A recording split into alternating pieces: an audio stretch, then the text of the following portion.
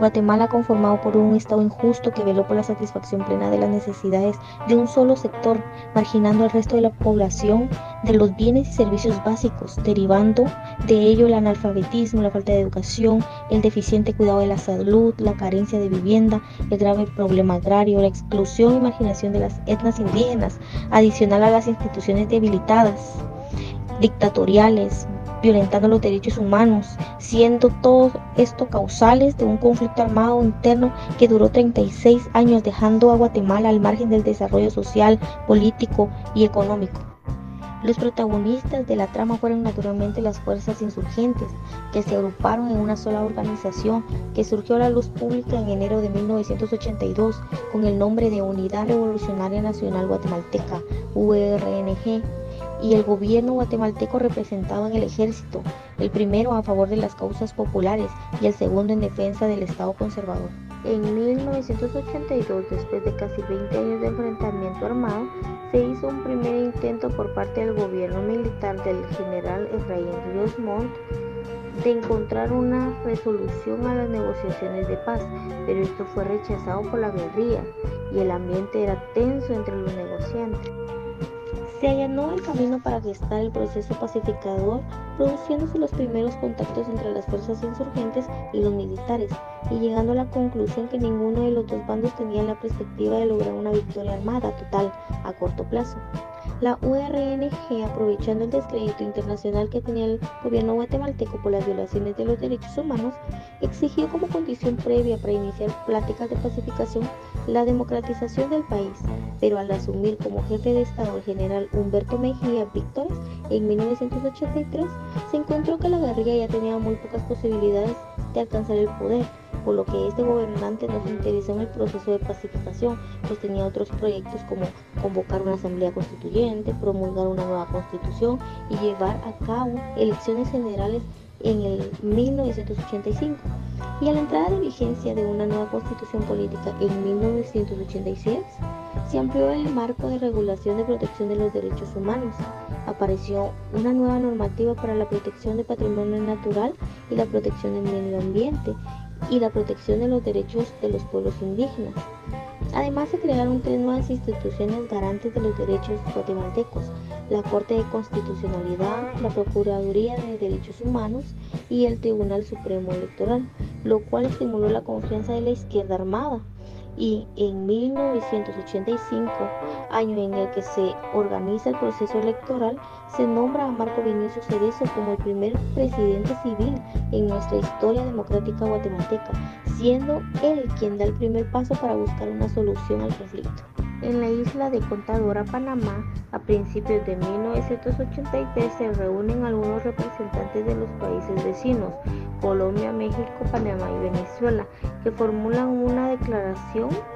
llamada Declaración Contadora de enero de 1983. El grupo de Contadora sirvió de catalizador para el entendimiento latinoamericano. Contadora fue el primer esfuerzo serio y persistente para construir una solución latinoamericana a los conflictos. El documento más importante producido por el grupo de Contadora fue el Acto de Contadora para la Paz y la Cooperación de Centroamérica. El presidente guatemalteco Marco Vinicio Cerezo celebró el 25 de mayo de 1986 en Esquipulas, Guatemala, una reunión la cual produce la Declaración de Esquipulas y se da inicio al proceso de negociaciones, puntos a tratar, y en cada reunión se hacía y se realizaban actas las cuales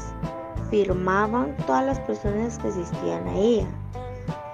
En 1987 se reunieron nuevamente a celebrar en el territorio guatemalteco el tema de solución de conflictos existentes de la región, por lo que se llama a esto la Cumbre de Esquipulas II, donde se aprobó el procedimiento para establecer la paz firme y duradera de Centroamérica. Evidentemente que este fue un acontecimiento histórico que marca el próximo desenlace que tendrían los conflictos armados. En las características del proceso de paz se planteó una paz en sentido amplio, no solamente lo que se entiende como una ausencia de conflicto, sino también la desmovilización de las fuerzas irregulares, la desmilitarización del país, la democratización y la garantía efectiva de los derechos humanos. Debe decirse que esto responde a factores que originaron el conflicto. En las características del proceso de paz se planteó una paz en sentido amplio, no solamente lo que se entiende como una ausencia de conflicto, sino también la desmovilización de las fuerzas irregulares, la desmilitarización del país, la democratización y la garantía efectiva de los derechos humanos. Debe decirse que esto responde a factores que originaron el conflicto. La participación de la ONU y del grupo de países amigos también fue relevante, especialmente por su impulso al progreso, evitando que se interrumpiera en varias ocasiones. El 30 de marzo de 1990 se produce un segundo acuerdo en Oslo, Noruega. En dicha ocasión proclama el acuerdo básico para la búsqueda de la paz por medios políticos. Fue en 1991 en México cuando se logró firmar el Acuerdo de Procedimientos para la Búsqueda de la Paz por Medios Políticos, o también conocido como Acuerdo de México, en el que se plantearon 11 puntos que fueron claves en todo el proceso de negociación. Dentro de los asuntos más relevantes encontraremos la creación de la Asamblea de la Sociedad Civil, integrada por organizaciones no gubernamentales de la sociedad guatemalteca, la cual se encargaría de discutir los puntos acordados en los diálogos y hacer propuestas a las partes. Asimismo, se dio la creación del Grupo de Países Amigos del Proceso de Paz, compuesto por Colombia, España, Estados Unidos, México y Noruega, quienes influyeron en los momentos de crisis, ayudando a que el proceso no se detuviera. También fue trascendental la solicitud a la ONU para que se estableciera un mecanismo de verificación de los acuerdos. Finalmente, la ONU sirvió como moderadora. En 1996 asumió la presidencia Álvaro Arzú, respaldado por el partido de Avanza Nacional, el cual tenía mayorías en el Congreso. Arzú había tenido conversaciones en la etapa de campaña a la presidencia con los representantes de la guerrilla, por lo que una vez en la presidencia su actitud hacia las negociaciones fue positiva. El 6 de mayo de 1996 se firma el acuerdo sobre aspectos socioeconómicos y situación agraria, abriéndose el camino hacia la etapa final del proceso. Finalmente,